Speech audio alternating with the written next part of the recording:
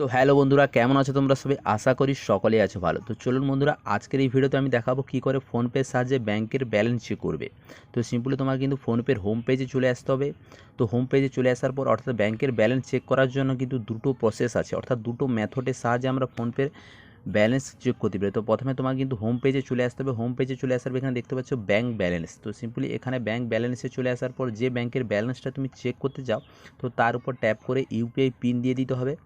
তো UPI pin দেওয়া দেওয়ার সঙ্গে সঙ্গে তোমার সামনে কিন্তু ব্যাংকের ব্যালেন্সটা শো করে দেবে। এবার দ্বিতীয় মেথডের কথা বলছি। তো সিম্পলি আবার তোমাকে কিন্তু চলে আসতে হবে সেই হোম পেজে। তো হোম পেজে চলে আসার পর এখানে নিচে দেখতে হচ্ছে মাই মানি অপশান আছে। তো মাই মানি অপশানের পর ব্যাংক অ্যাকাউন্ট।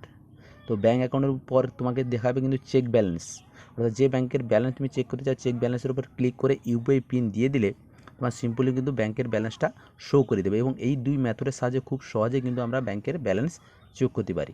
তো বন্ধুরা, যদি ভিডিওটা ভালো লেগে থাকে ভিডিওতে করে দেবেন লাইক, চ্যানেলে নতুন হলে অবশ্যই চ্যানেল করে সাবস্ক্রাইব করে দেখাবে নেক্সট কোনো ভিডিও দিয়ে নেক্সট কোনো টপিকের সঙ্গে। তো ততক্ষণ যেন ভালো থাকবেন, টেক কেয়ার, বাই বাই।